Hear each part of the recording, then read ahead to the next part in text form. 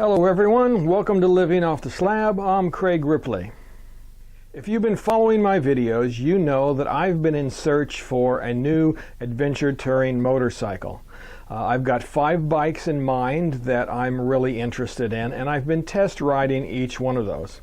So what I'd like to do here today is give those folks who've been following me along this process kind of an update of where I'm at, because there's been a couple of interesting and disappointing developments in this process. All right, so far I've been able to test ride 3 of the 5 bikes that I'm looking for. First, I got to ride the Ducati Multistrada 1200S, and then I got to ride the KTM 1290 Super Adventure, and third, I got to ride the Yamaha Super Tenere. Now, there are 2 other bikes that I want to ride, and those include the BMW 1200 GS and the Triumph Explorer. Now, I'm having a little bit of trouble getting a hold of these last 2 bikes, that is the BMW and the Triumph. There's a couple of dealers for each of these bikes in my area that I would buy from. There's a third BMW dealer that's up in Boston, and I'm just not even going to go there because I'm not going to ride up to Boston to have work and so forth done. And I want to make sure that I buy this bike from a dealer that I like, that I want to frequent, and have the work and so forth done on the bike. And something that I have to go through traffic and so forth just isn't going to work. So the dealer is a big deal. The first dealer that I tried to get a hold of the 1200 GS at was Wagner Motorsports out in Worcester, Massachusetts. Now, these are great folks out there. I really enjoyed working with them for both the Ducati ride and the KTM 1290 ride. And I was hoping to be able to test ride the BMW at the same time I was test riding the KTM. Unfortunately, they didn't have anything available for test rides at that particular time. However, they told me that they'd be getting another GS in shortly within the next few weeks. However, that GS wasn't the model that I wanted. What I'm really looking for is the GSA, and that is the adventure model. And I really didn't want to go out and test ride the GS and put miles on this bike and make it a used bike for them when I know that there's no way that I'm going to purchase it. So I'm just going to have to, I guess, wait until the 2016 models come out so I can test ride that bike. So the reason I can't test ride the GSA, well, there just aren't any available. There's nothing available at any of the dealers in the area, and from what I understand, this is a pretty highly sought after model. They get snatched up pretty quickly when they're released every year, so I just have to wait till the 2016s come out and hope that I can get one to test ride. The problem is that I think I want to make my decision, before the springtime comes. I want to buy the bike that I'm going to ride with and have it this fall. Rather than wait till the spring. Now, I'm having a similar issue with the Triumph Explorer. I've contacted a couple of dealers trying to arrange a test ride, and they've both been very nice. I'm not going to put their names out there because, again, they haven't done anything to warrant me saying anything bad about them. But the one dealer that I contacted didn't do demo rides. I said, I have myself and a friend who is also in the market for a Triumph, and I said, can we arrange some demo rides? And he said, well, we don't do that. We don't have a demo fleet here. And they're a pretty good sized dealer from what I can tell. And his explanation was basically that Triumph doesn't have some kind of a demo fleet policy. And again, I don't know whether that's true or not, but that's what I was told. So I can't go there to ride the bike, so I'm, again, not really interested in purchasing from that dealer if I can't go in and at least ride the bike. The second dealer, they did say that they would let us ride the bikes. However, they didn't have any to ride at the time that I called. So maybe within the next couple of weeks or so, we can get down there and arrange a test ride. They had one Explorer, and it was still in a box. It needed to be put back together again. I was hoping to be able to go this weekend that I'm doing the video here, but I just wasn't able to get out and do that. So again, we'll try to get down there next weekend and see if we can ride the bike. But right now, again, I'm running into a time crunch. I think I'm going to have to make my decision based upon these 3 bikes that I've able to ride.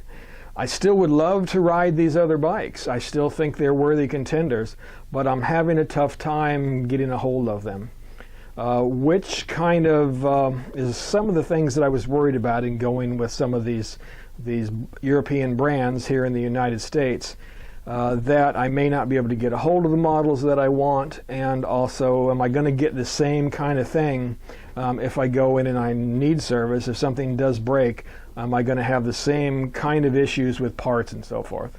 Again, I don't know that to be true, but when I have this kind of problem, even just finding a bike to ride, it puts that up in my head again. Okay, so after you've heard those tales of woe, I think I have to make a decision about the BMW. I am not going to be able to get a hold of this bike until it looks like after the first of the year, and I just want to make my decision before then. So I basically need to make it on a cost basis, right? And we know the BMW is the priciest of all of these bikes. So basically, do I want to spend the money for the BMW? As nice as I know it is, as much as I know that I would love the bike, do I really want to pay that much money? And so I sat down and I did the numbers. The base GSA starts off at $18,000 some odd dollars. And then you have to start adding on different things, right? Because if I want to get the GPS and some of the other features that come on the bike, you've got to get the premium package. In fact, when you go to configure the bike on the BMW site, that's your only option, right? You get the base model and then the premium package is added right into it. So bam, that thing goes up $3,000. So you're looking at around 22 grand just for the premium package and the bike. So I'm already at $22,000, and then on top of that I've got freight, which is about $500 that they're going to add on, and I've got taxes and title, which is another $2,000, $2,500. So by the time I'm done, I'm in excess of $25,000 to get this bike out the door. And I have to be honest with you, that's a little bit above the threshold that I want to spend. Can I buy it? Of course I can, but do I really want to spend $25,000 on this motorcycle when I've got other bikes that I can pick up for $5,000 to $10,000 less than this bike?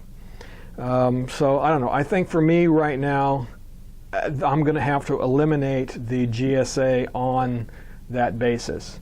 I wish I could have rode it. I'm really disappointed that I can't. And I'm going to try to keep doing it. If I have to do it in the spring, if I have to go to Americade or something so that I can ride these bikes and so forth, then I'm going to do it because I really want to keep test riding them. Because who knows, in the future, whatever bike I choose today, I may decide I don't like it. And maybe in a few years I want to trade up to something else. So I guess that's what the GSA is going to have to be for me. It's going to have to be something that I pick up maybe after I've got something a little less expensive and I've got some experience in doing this kind of riding. All right, guys, so I guess that's it for this update. I wish that it was more than this. I wish I had another test ride or something to show you. I'm just having trouble right now, at least up here in my area in the Northeast, finding dealers within reach of me that have these bikes for me to test ride. Again, that tells me something about the bikes in this particular marketplace.